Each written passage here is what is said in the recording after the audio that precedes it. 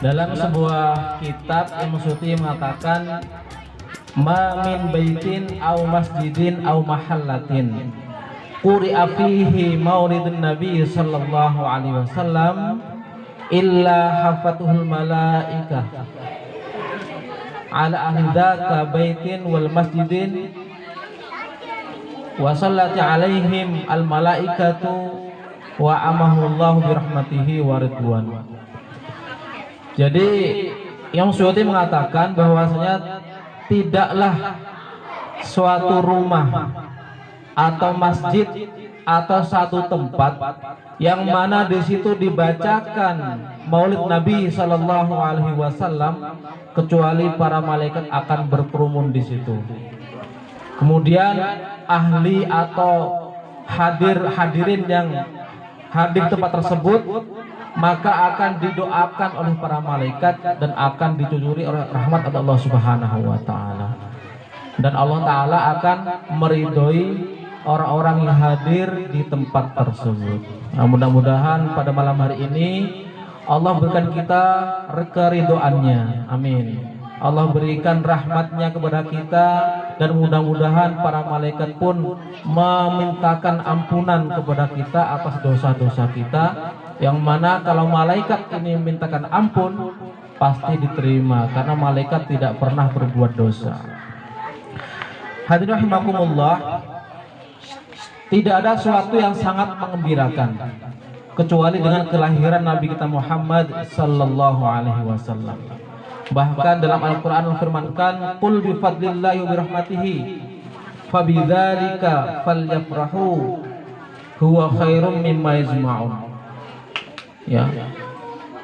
Katakanlah ya Muhammad, dengan anugerah dan rahmat Allah Subhanahu wa taala hendaklah kalian bergembira. Ya, hendaklah kalian bergembira dengan anugerah dan rahmat Allah Subhanahu wa taala yang diberikan kepada kita.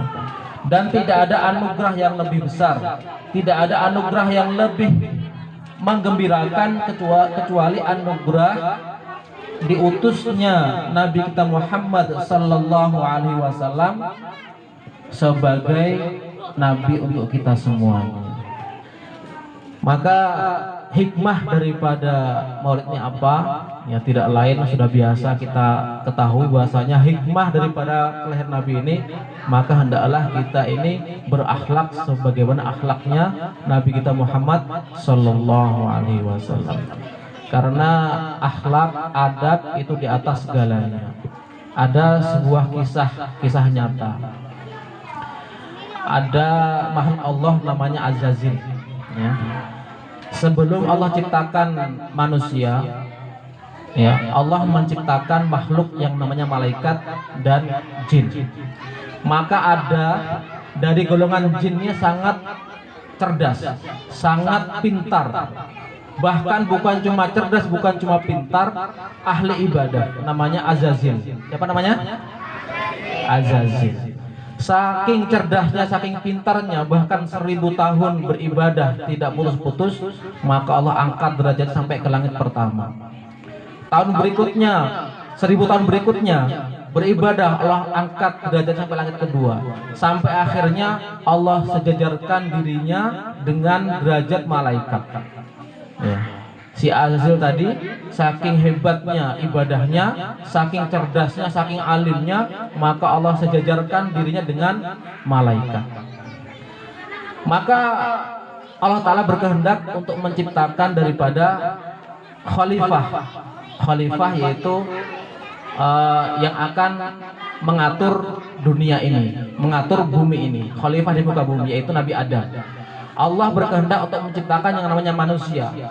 Dan manusia ini Allah ciptakan dari saripati tanah. Kalau malaikat diciptakan dari apa?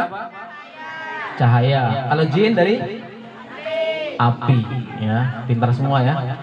Ya, malaikat dari cahaya. Kalau jin dari api. Manusia dari tanah. Dari tanah akan kembali ke tanah. Allah akan menciptakan Nabi Adam dari tanah. Maka Allah perintahkan dua hambanya ini, yaitu malaikat Jibril kemudian Azazil. Allah perintahkan untuk mencari tanah yang akan diciptakan sebagai jasadnya Nabi Adam. Singkat cerita, maka terjadilah dibentuklah manusia. Maka Allah tiupkan ruh di situ. Setelah ditiupkan ruh, maka jadilah Nabiullah Adam, manusia pertama. Maka setelah Nabi Adam ini hidup, maka Allah perintahkan keduanya untuk bersujud. Allah perintahkan si Jibril sama Azazil untuk bersujud menghormat kepada Nabi Adam. Maka fasajadal malaikatu, maka malaikat sujud, sedangkan Azazil tidak mau sujud. Tidak mau sujud. Maka Allah tanyakan, wahai, kenapa kamu tidak mau sujud?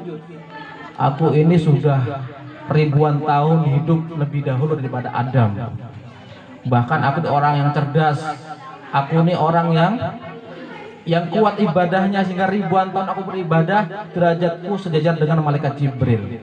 Kok aku disuruh sujud kepada orang yang baru diciptakan? Ini kan tidak adil. Sombong. Maka Allah rubah yang tadinya Azazil dinamakan menjadi iblis.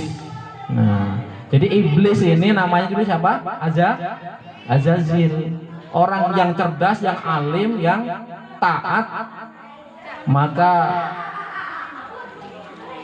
menjadi orang yang durhaka kepada Allah karena merasa dirinya lebih hebat, lebih tinggi daripada Nabi Adam. Nah, ini tidak berakhlak kepada Allah, sehingga akibat tidak berakhlak kepada Allah, maka Allah laknat si iblis tadi. Allah akan campakkan dia ke dalam neraka selama-lamanya. Bahkan hancurlah ketaatannya, hancurlah kealimannya, dikarenakan sifat kesombongan, dikarenakan sifat akhlaknya yang tidak terpuji kepada Allah Subhanahu wa taala. Jadi akhlak ini lebih tinggi daripada segalanya. Oleh karena itu, pada malam hari ini hendaklah kita berakhlak sebagaimana akhlak Rasulullah Shallallahu Alaihi Wasallam.